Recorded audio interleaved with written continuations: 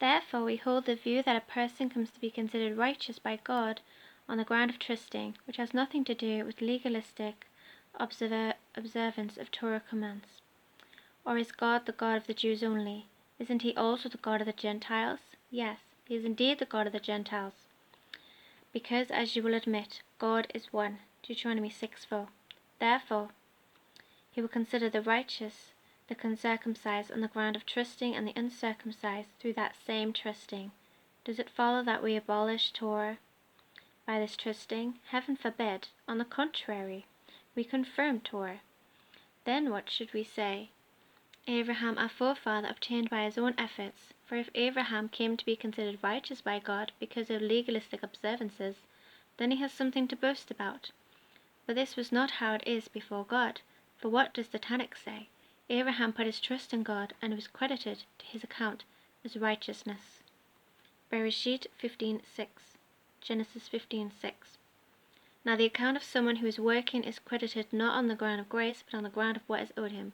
However, in the case of one who is not working, but rather is trusting in him who makes ungodly people righteous, his trust is credited as righteousness.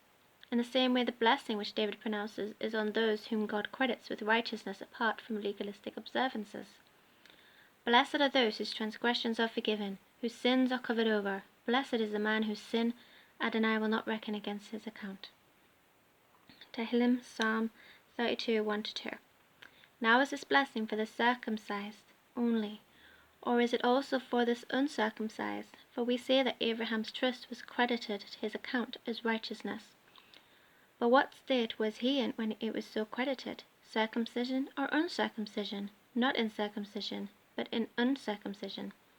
In fact, he received circumcision as a sign, as a seal of the righteousness he had been credited with on the account of the trust he had, while he was still uncircumcised.